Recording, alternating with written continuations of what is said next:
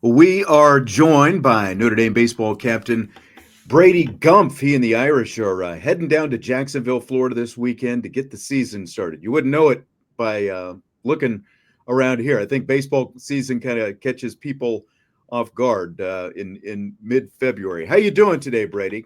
I'm great, Sean. Thank you for having me. Absolutely, it's great to have you. And for those maybe who recognize the last name, it's like Notre Dame softball coach Deanna Gumpf and former Notre Dame baseball assistant John Gumpf as well, are the parents of Brady Gumpf, and he is now in his fifth and final season at Notre Dame, and a captain. I'm curious.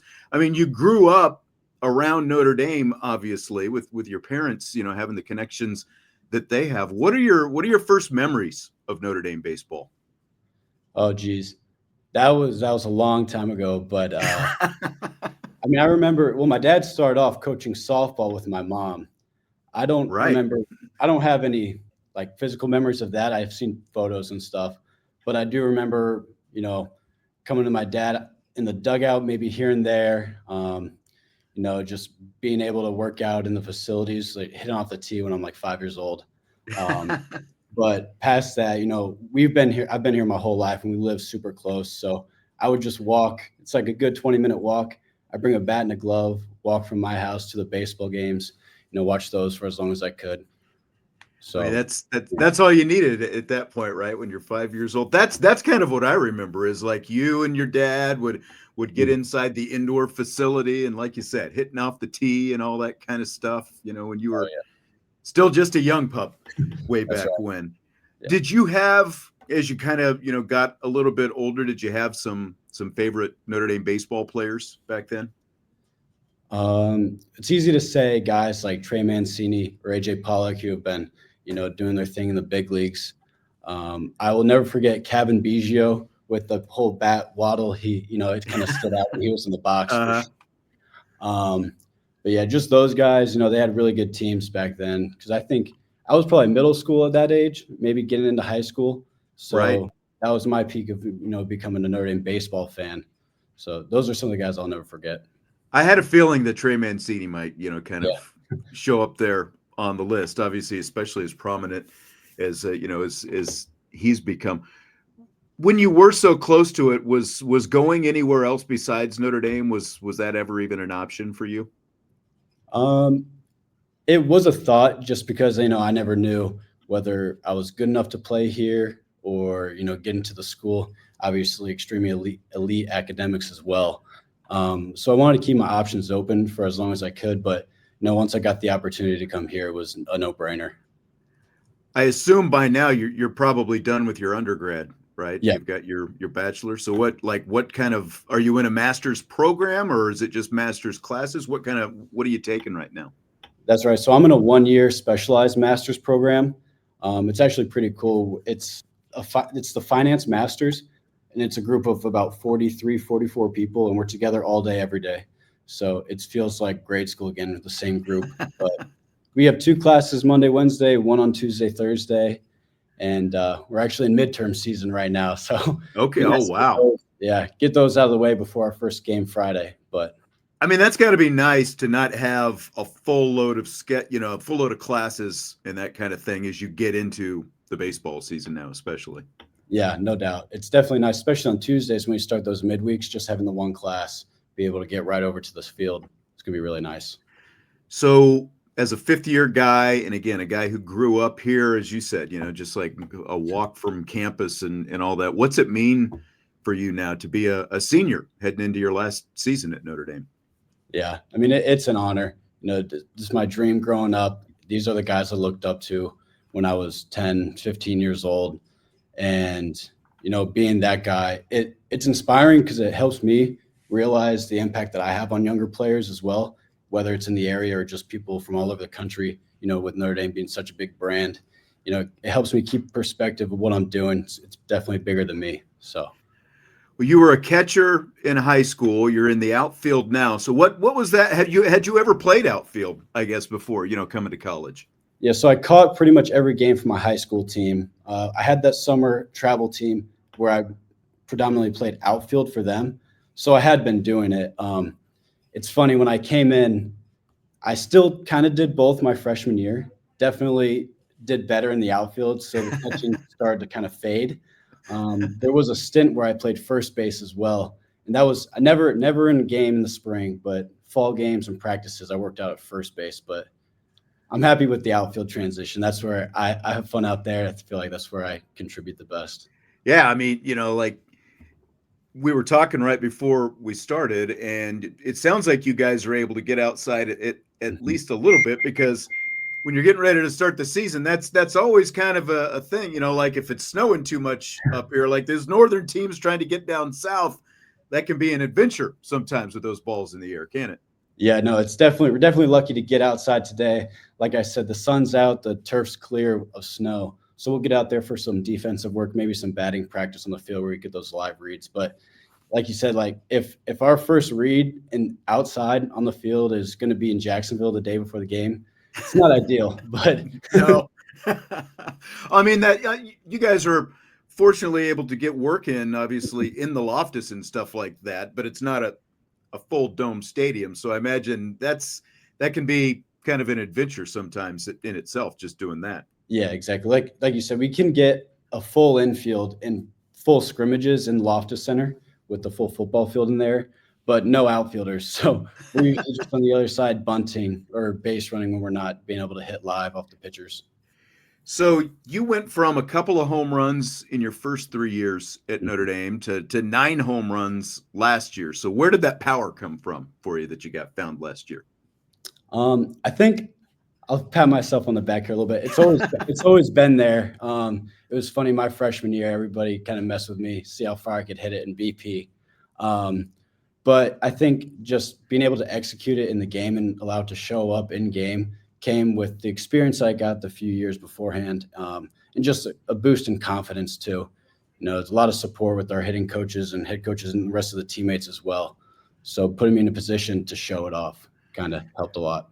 Well, I mean, I imagine just going through like the few years Mhm. of being in a college strength program and all those kind of things kind of helps out along those lines as well. Oh yeah, exactly. We have incredible strength staff. I'll shout out Zach Corden. He's our strength coach right now, and he's on us all the time. And he always likes to pull up the home run numbers too. He's like, "How does this guy have more? How does this guy have 8 home runs? And you have 5 at the time. Like you're lifting more than him. What are we doing?" So always a little bit of competition in there too, and it helps a lot.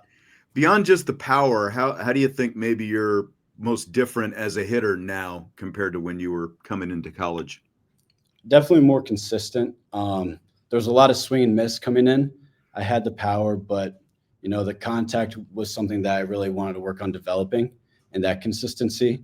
So, taking those balls in the dirt, those sliders in the dirt, they look like good pitches sometimes, even though they're not. But training myself to lay off those and building that approach and helping that.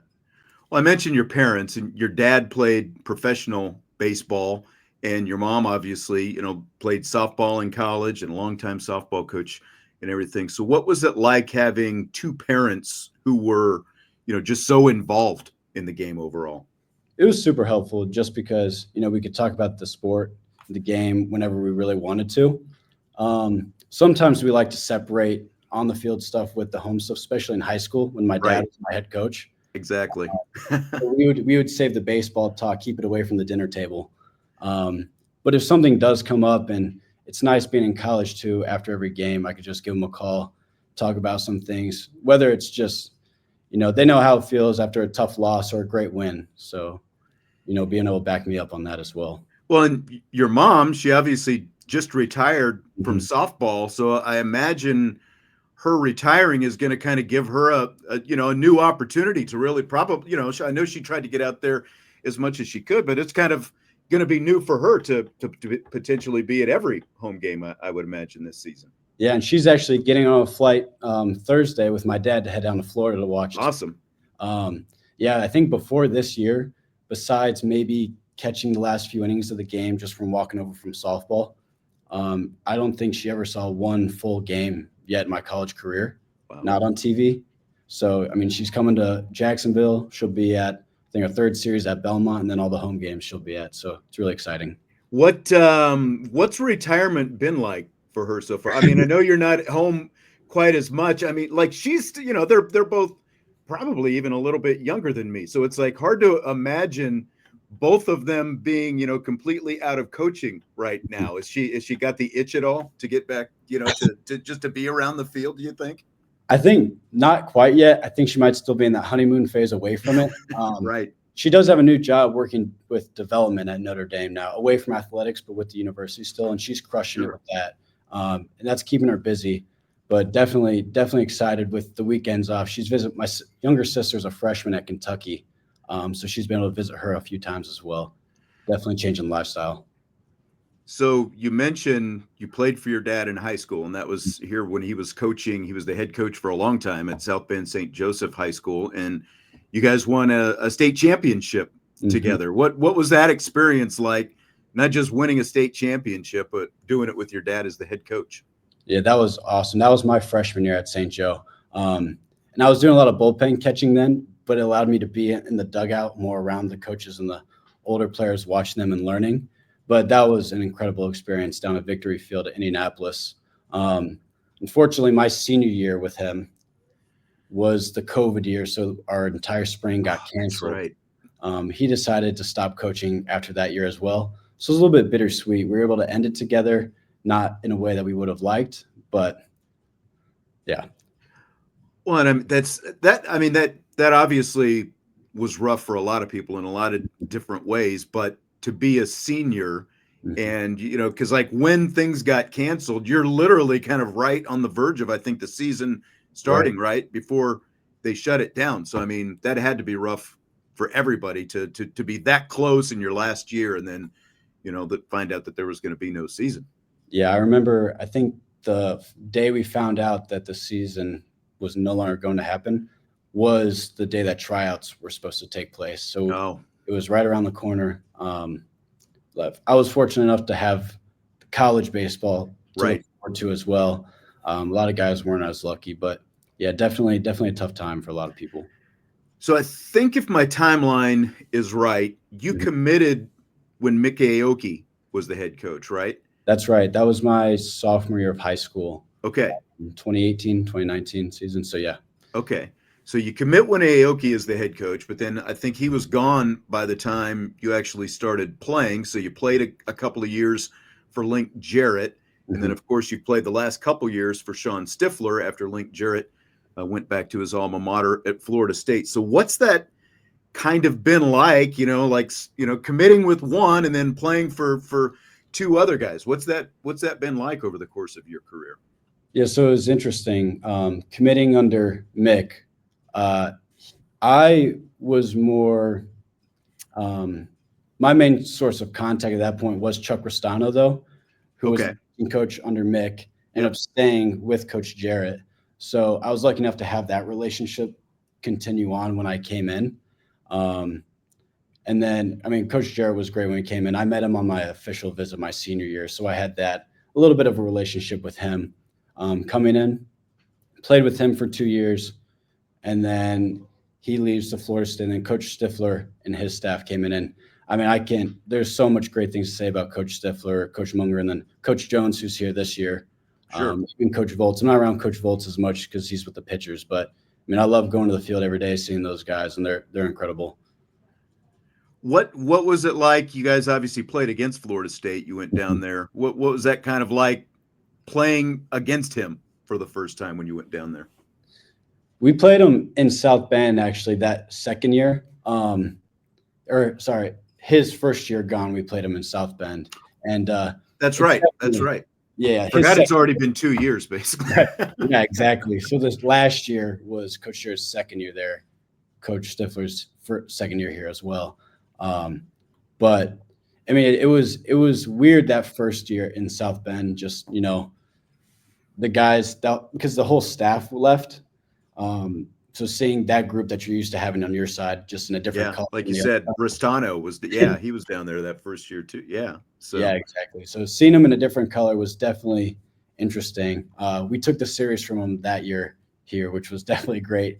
They got us last year, but it's we're used to it now. Last year at Florida State wasn't as different, but definitely that first year, just the different colors, because they still ran a lot of things that we were used to my first 2 years. So it was kind of funny seeing the way that Coach Jared would relay signs from the dugout like that.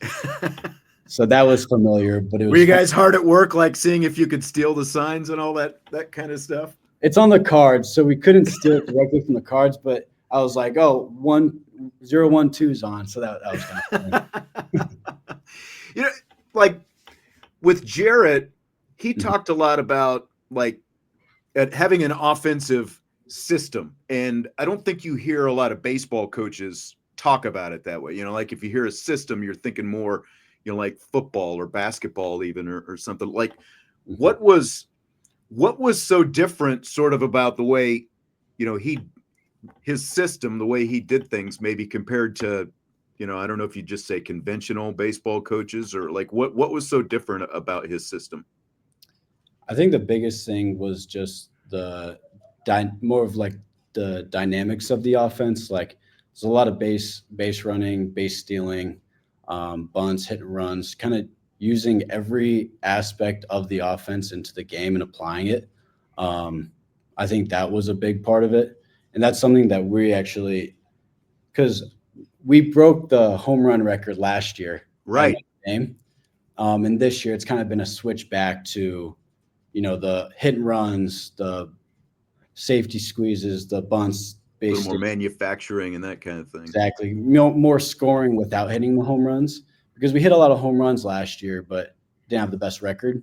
So there's not always a direct correlation there. So kind of getting past the long ball and more into find other ways to score runs. A little more consistency kind of thing, maybe something. Okay, I got you. Especially at a place like when we're playing the majority of games here at Frank Eck in South Bend, the wind's blowing in. Oh yeah, blowing out.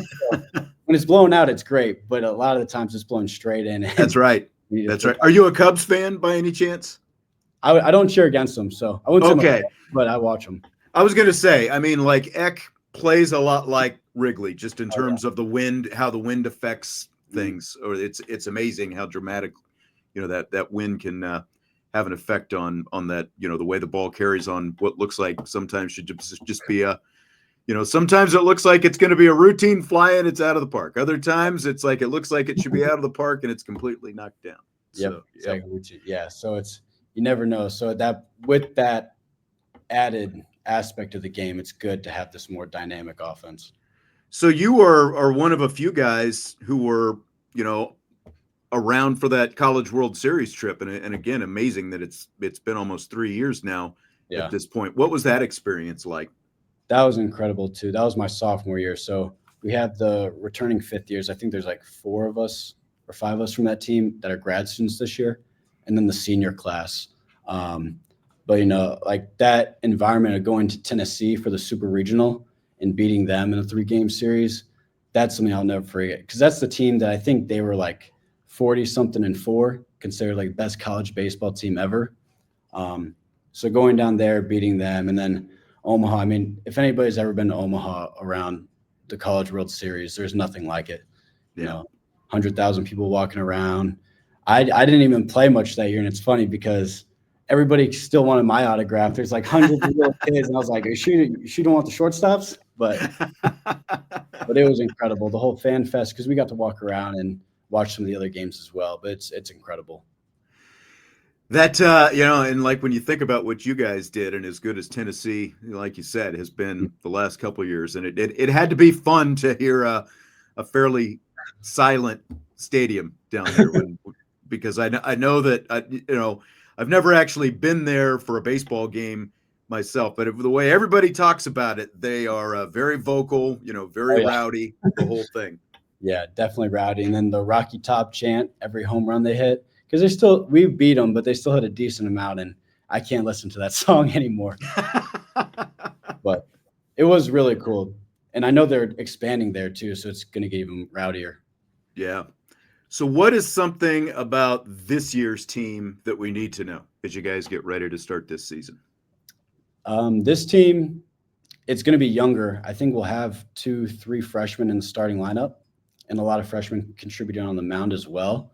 But this team brings a lot of energy. We're really confident. I think we're going to be really fun to watch because of all those different pieces. Um, yeah, we have a really tight knit group too. I know that we're motivated by each other. We have a little bit of a chip on our shoulder um, because of the way that we're projected. You know, we don't always like to talk about and look at what's on the social media, but we're not blind to it. We see it, and we're not favored by any means. So, with the energy that we bring from each other, the trust and motivation we have from each other, plus that extra little chip on our shoulder, I think we're going to be really fun to watch this year. So, what would it mean to you then to be able to finish your career in the NCAA tournament at the end of this season? It would mean everything, you know, do whatever we can to win these games this year, get as far as we can, and then just let the season play out. But I'm just excited to run it back with our guys this one more year. And I think we're gonna have a lot of success this year. Just find those little ways to win. All right. Awesome. Notre Dame baseball captain Brady Gumpf. He and the Irish start the season this weekend with a 3-game series in Jacksonville, Florida against North Florida. And it'll be less than a month. And the home opener is, I think, the first week of March as well. So a chance to get out there. Hopefully it warms up at least a little bit by the time that Just a little bit. As long as the sun's out, like I said, we'll be ready. That's right. That's right. All right, Brady. Appreciate it. Good luck this season. Thank you. Thank you so much.